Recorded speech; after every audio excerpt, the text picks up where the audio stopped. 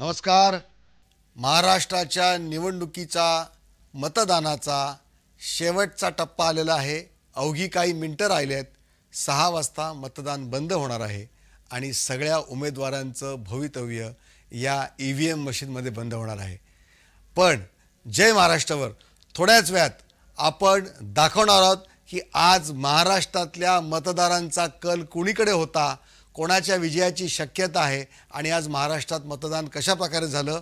महाविकास आघाडी की महायुती, पुन्हा सत्तेमध्ये कोण येणार, महायुतीला किती संधी आहे, महाविकास आघाडीला किती संधी आहे. अर्थात त्यासाठी आपल्याबरोबर असणार आहेत काही एक्सपर्ट्स, आपल्याकडे काही आकडेवारी असणार आहे आणि या आकडेवारीच्या आधारेच आपण महाराष्ट्राच्या जनतेच्या मनातली नाडी, महाराष्ट्राच्या जनतेची मन की बात ओळखण्याचा प्रयत्न करणार आहोत. त्याआधी घेऊया आपण काही महत्त्वाच्या बातम्या पाहूया आणि थोड्याच वेळात माझे सहकारी जे आज दिवसभर वार्तांकन करतात वेगवेगळ्या ठिकाणाहून, वेगवेगळ्या मतदारसंघांमधून, संपूर्ण महाराष्ट्रातल्या प्रमुख लढतींचं आज कसं चित्र असेल ते सांगणार आहेत. आणि आज मतदान कसं झालं, कुठे कुठे काय काय घडामोडी घडल्या ते देखील दाखवणार आहेत. काही मिनटं उरलेली आहेत.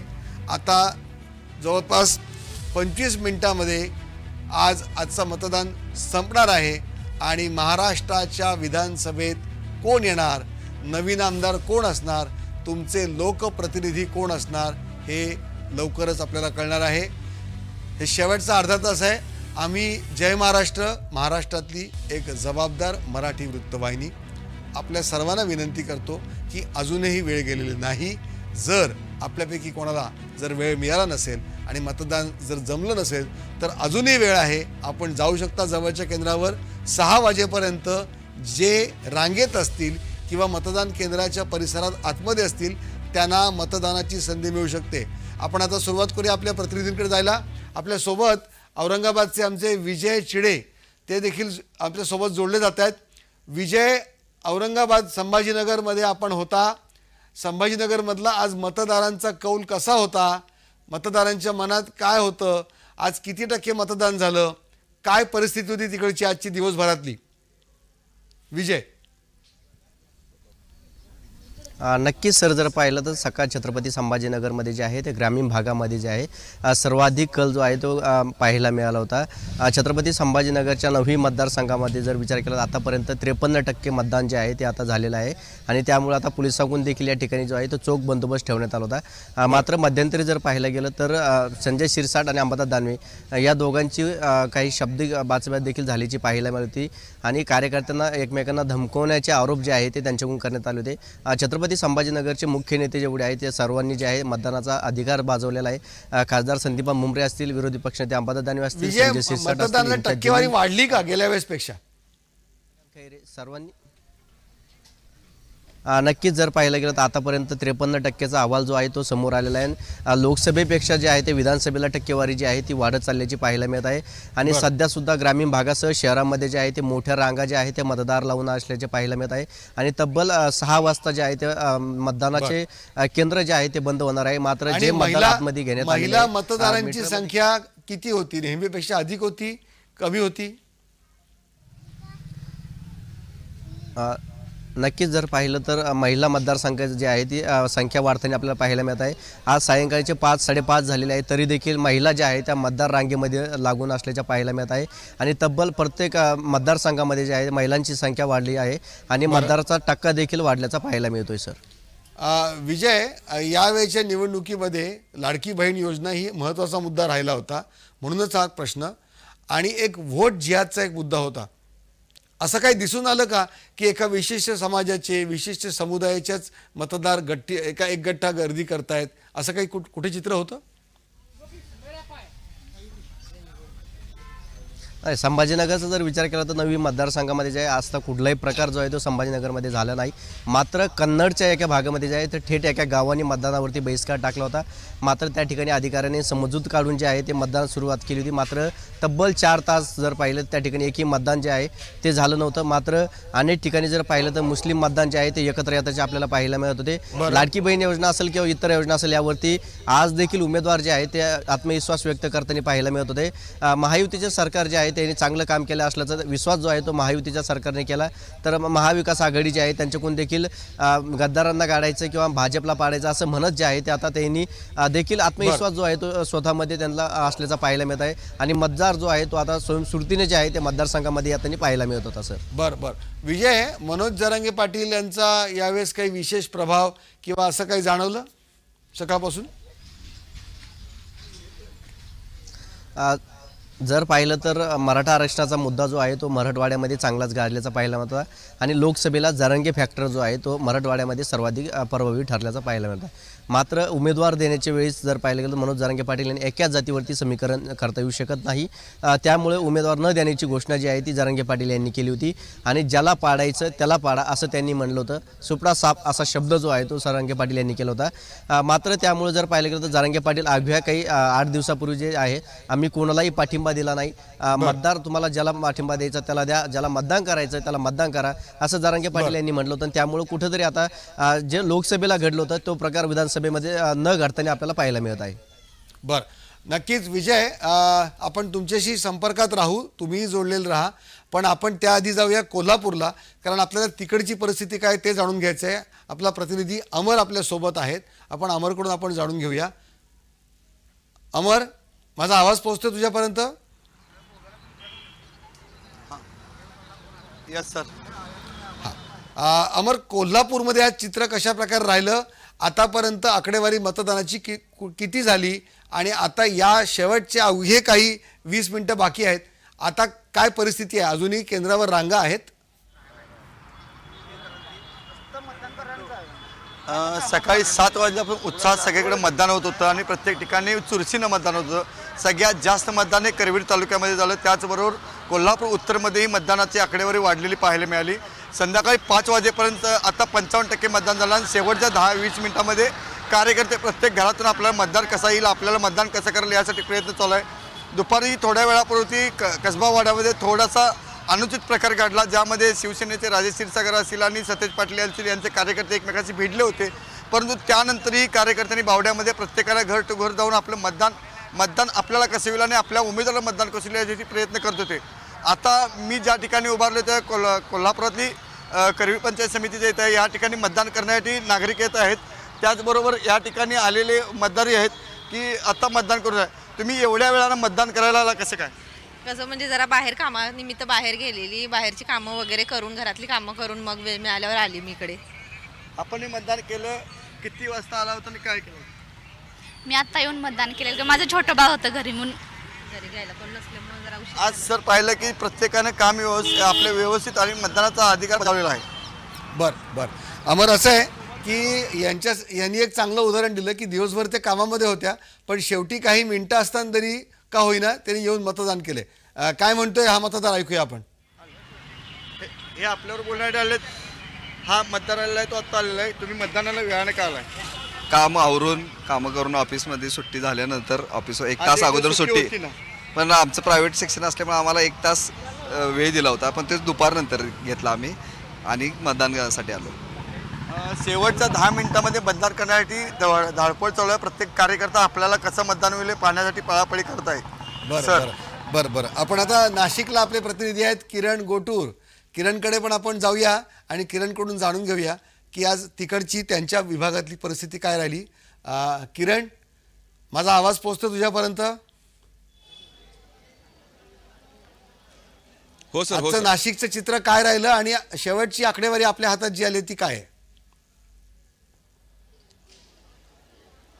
सर, आत्ताच काही वेळापूर्वी 5 पर्यंत जे मतदान झालेलं आहे त्या संदर्भात आकडेवारी आलेली आहे. 61% मतदान हे नाशिक जिल्ह्यामध्ये झाल्याची एकूणच हे नोंद झालेली आहे. आणि त्याच पद्धतीने सर्वाधिक मतदान हे दिंडोरीमध्ये, म्हणजे जो आदिवासी भाग आहे त्या भागामध्ये जवळपास 5 पर्यंत 72% मतदान झालेलं आहे. त्यामुळे अत्यंत हायेस्ट मतदान दिंडोरी विधानसभा मतदारसंघात झालेलं आहे आणि नाशिक पूर्व मतदारसंघात अत्यंत कमी मतदानाची नोंद झालेली आहे. अगदी काही वेळ आता मतदानासाठी शिल्लक राहिलेला आहे. आपण बघू शकतो अजूनही सर अशा पद्धतीच्या रांगा नाशिकच्या वेगवेगळ्या या मतदान केंद्राबाहेर असल्याचं आपल्याला बघायला मिळतं. नाशिक मध्य या परिसरामध्ये असलेल्या बीडी भालेकर या स्कूल परिसरामध्ये मी आहे. इथे 5 ते 6 बूथ आहेत. या संपूर्ण परिसरामध्ये हे मतदारांनी महिलांनी हे मतदानासाठी गर्दी केल्याचं आपल्याला बघायला मिळतोय. आज विविध मतदारसंघामध्ये वेगवेगळ्या घडामोडी हे आतापर्यंत घडलेल्या आहेत आणि या सगळ्या घडामोडीनंतर 61% मतदान जे आहे ते थांबवतोय. आतापर्यंत झालेलं आहे. तुला जर शक्य असेल तर यापैकी काही महिला भगिनी ज्या आहेत वोटिंगसाठी आलेल्या त्यांच्याशी संवाद साधता आला तर आपण बघूया काही बोलतील का विचारा. आणि महिलांची गर्दी एक लक्षणीय दिसते. बघा संवाद साधता येतोय का? सर अगदी बरोबर आहे. महिलांचीच गर्दी इथे खूप मोठ्या प्रमाणात असल्याचं आपल्याला बघायला मिळतोय. मी काही महिलांशी बोलण्याचा प्रयत्न करतोय. ताई कुठून आलात तुम्ही? मी इथेच राहत म्हणजे माझं माहेरचं मतदान आहे. मला लग्न होऊन 13 वर्ष झालेले आहे. अजून माझं ट्रान्सफर नाही झालेलं आहे. पण मी इकडे मत द्यायला आली आहे नामपूरहून, सटाणा नामपूर तिकडनं मी आले. पण इतक्या उशिरा मतदानाला आलात काही कारण? आता दवाखान्याचं काम होतं त्याच्यामुळे उशीर झाला मला. तर वेगवेगळ्या कारणासाठी हे मतदार थोडंसं जे उशिरा बरं. पोहोचलेलं आहेत. आणखीन काही महिला आहेत आपल्यासोबत. काय सांगाल इतक्या उशिरा येण्याचं काही कारण? काही नाही, घरी काम वगैरे असतं त्यामुळे उशीर झालेला. मखमालाबादवरून आलेले मी, पण मग कितीही वेळ झाला तरी मतदानाचा हक्क हा गाजवायचाच आहे. या मतदान केंद्रावरती महिलांची विशेष गर्दी आहे. काही महिला कामाला जातात ना इथल्या, त्याच्यामुळे जास्त गर्दी. काय विचार ठेवून मतदान करतात? नाही, तो मतदानाचा हक्क आहे त्यांचा, तो विचार त्यांनी ठेवलेला आहे पक्का. तर अशा पद्धतीच्या प्रतिक्रिया आहेत या नाशिकमधल्या. काही महिलांसाठी महिलांची कामं असतात म्हणून महिला म्हणजे अगदी मतदानाला काही वेळ असताना या मतदान केंद्राबाहेर आलेल्या आहेत. त्यांचं उदाहरण, एक चांगलं उदाहरण त्यांनी दिलंय की दिवसभर काम होतं, कामातून वेळ मिळाल्यानंतर संध्याकाळी अगदी शेवटची अर्धा तास का असताना ते रांगेत उभे राहून मतदानासाठी आलेत. आता आशा करूया की 6 वाजेपर्यंत जे ज्या या केंद्राच्या परिसरात जे आहेत गेट बंद होईपर्यंत जे आतमध्ये असतील त्यांना मतं देण्याची, मतदान करण्याची संधी मिळेल. आपल्यासोबत अजून आपले एक प्रतिनिधी येतात. कुणाल येतोय, कुणालशी आपण बोलूया. मुंबई ठाणे परिसरातून आपल्याबरोबर कुणाल आहे. कुणाल, तुझ्याकडचं चित्र आज काय होतं? कशी राहिली मतदानाची आकडेवारी? शेवटची अपडेट काय आली?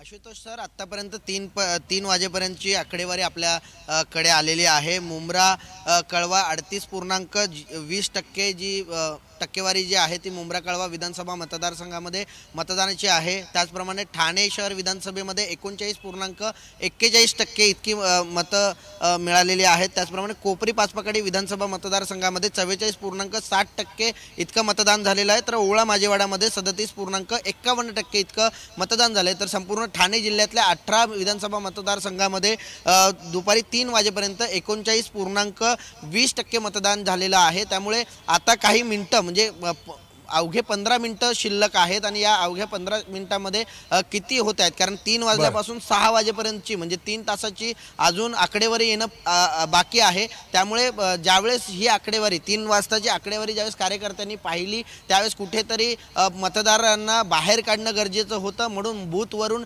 कार्यकर्ते डोअर टू डोअर जाऊन प्रत्येक मतदाराला बाहेर काढायला सुरुवात केलेली आहे आणि मतदानाचा आकडा जो आहे तो वाढवण्याचा प्रयत्न कार्यकर्त्यांकडून. आणि बूथ मॅनेजमेंट जेव्हा करतात पॉलिटिकल पार्टी, तेव्हा त्यांचं हेच ध्येय असतं की दुपारी 3 नंतर जो मतदार घरातून बाहेर निघालेला नाही अशा मतदारांना याद्या बघून तपासतात आणि 3 नंतर त्यांना घरोघरी जाऊन पुन्हा मतदानासाठी आग्रह करतात. आपल्याकडे मुंबईची एक आकडेवारी आली आहे, एक अपडेटेड आकडेवारी आहे 5 वाजेपर्यंतची. मुंबई शहर आणि उपनगरातली धारावीमध्ये 46%, सायन कोळीवाडा 50.54%, वडाळा 52%, माहीम 55%, वरळी 47%. वरळीचा हा मतदारसंघ आदित्य ठाकरे यांच्यामुळे चर्चेत आहे. फक्त 47% मतदान 5 वाजेपर्यंत झालेलं आहे. शिवडी 51%, भायखळा 50%, मलबार हिल 50%, मुंबादेवी 46%. मुंबादेवीमध्ये टफ फाईट आहे पण मुंबादेवी फक्त 46% आणि कुलाबा अतिशय कमी आहे 41%. दक्षिण मुंबईचं जे टोक आहे त्या परिसरातला कुलाबा परिसरातला हा मतदारसंघ मुंबईतलं सर्वाधिक कमी जे मतदान दिसतंय हे 41%. ही अर्थात संध्याकाळी 5 वाजेपर्यंतची आकडेवारी आहे. मुंबईची अधिक आकडेवारी जाणून घेण्यासाठी आपल्यासोबत आपले प्रतिनिधी मुंबईतलेच मनोज दयाळकर आहेत, त्यांच्याकडे जाऊया. मनोज, आता तुम्ही कोणत्या मतदारसंघात आता आहात आणि तिकडची शेवटची अपडेट काय आहे? नक्कीच आपण बघितलं तर सकाळपासून ही सुरुवात झाली असून मतदानाला आपण बघितलं तर 49% मुंबई शहरामध्ये अद्याप मतदान झालेलं आहे. त्यामध्ये आपण बघितलं सर्वात जास्त मतदान आपण बघितलं तर 51% मतदान हे उपनगरामध्ये पण झालेलं आहे. आणि आपण बघितलं तर माहीम मतदारसंघामध्ये सर्वात जास्त मतदान 55% मतदान हे झालेलं आहे. आणि सर्वात कमी आपण मतदान बघितलं तर आपण बघितलं तर कुलाबा मतदारसंघामध्ये सर्वात कमी टक्के ही मतदान झाले आहे. कुलाबामध्ये आपण बघितलं तर राहुल नार्वेकर हे भाजपकडनं उभे आहेत आणि त्याच ठिकाणी आपण बघितलं तर हे कमी मतदान झालेलं आहे. सकाळी देखील त्या ठिकाणची परिस्थिती बघितली तर त्या ठिकाणी कुठेतरी टक्केवारी ही चांगली होती, पण आपण दुपारनंतर बघितली तर त्या ठिकाणी मतदान हे कमी झालेलं आहे. पण आपण बघितलं तर मलबार हिलमध्ये पण मोठ्या संख्येने दुपारपर्यंत मतदान हे झालेलं होतं. टक्केवारी त्या ठिकाणी चांगली होती, पण दुपारनंतर आपण मनोज मला सांग की आता शेवटची 15 मिनिटं राहिलेत, 14 मिनिटं राहिलेत, आता तरी मतदान केंद्रावर गर्दी दिसते का कुलाब्याला?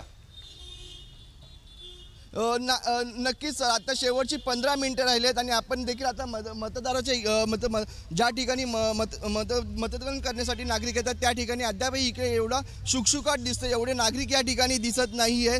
कुठेतरी नागरिकांनी मतदान करायचं टाळलं असं वाटत आहे, कारण की नागरिकांनी मोबाईल हे अलाउड नाही आहे. ज्या ठिकाणपर्यंत नागरिक हे मोबाईल घेऊन जाऊ शकत नाही मतदानपर्यंत, कारण की मोबाईल ही महत्त्वाची गोष्ट झाली आहे नागरिकांसाठी. आणि कुठेतरी आपण पाहिलं तर जो म्हणजे अगदी खरं मनोज की मोबाईल हा सुद्धा एक फॅक्टर आहे का? आता हा एक अभ्यासाचा विषय आहे की मोबाईल घेऊन जाता येत नाही, त्यामुळे मतदान केंद्रावर नागरिक गेले नाही. हे कारण जर असेल तर अतिशय म्हणजे अवघड परिस्थिती म्हणावी लागेल, कारण सुशिक्षित माणसाला मतदान हे कर्तव्यापेक्षा मोबाईल महत्त्वाचा वाटतोय.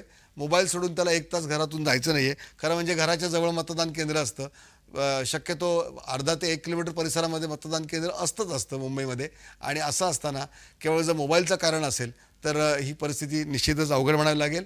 पण एकूणच कुलाब्यासारखा जर उच्चभ्रू वस्ती असलेला जर मतदारसंघ आणि तिकडे जर मुंबईमध्ये जर कमी वोटिंग पर्सेंटेज असेल तर हे योग्य नाही. आपण पाहिलं गडचिरोलीसारख्या ठिकाणी जर जिथे अवघड परिस्थिती असते, खडतर परिस्थिती असते, धोकादायक परिस्थितीमध्ये देखील काही वेळेस त्यांना तोंड द्यावं लागतं, अशा ठिकाणी जर मतदार जात आहेत, पण मुंबईतला माणूस जो आहे त्याला आपल्या घराजवळ असलेल्या केंद्रात जावंसं वाटत नाही आहे. ही परिस्थिती काही योग्य नाही आहे. यावेळेच्या निवडणुकीमध्ये सगळ्यांचं लक्ष लागून राहिलं होतं. यावेळेस लक्ष लागलं होतं की मतदानाची टक्केवारी काय राहील, कारण त्याच्याच आधारे काही अंदाज आडाखे बांधता येतात. अर्थात मतदान संपल्यानंतरच हे आडाखे आपल्याला बांधता येतील 6 वाजल्यानंतर. पुन्हा एकदा आमचे एक प्रतिनिधी आपल्यासोबत जोडले जातात. थेट नागपूरला आपण जाऊया. नागपूरचा आमचा हितेश जोडला जातोय. हितेश, नागपूरची शेवटची अपडेट काय? अगदी शेवटचे 12 मिनिटं राहिलेत.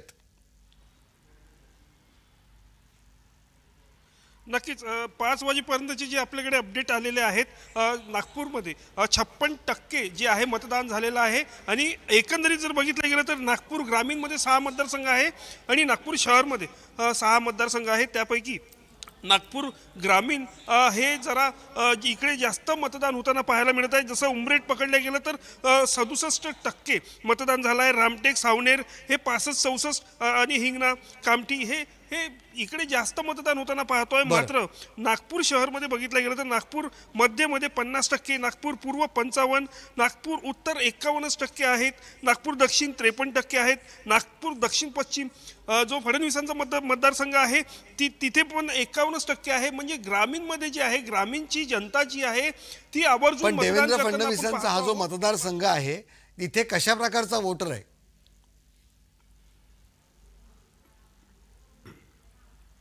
बघितलं गेलं तर सर मध्यमवर्गापासून तर 3ही कॅटेगरीचे इथे मतदार आहेत.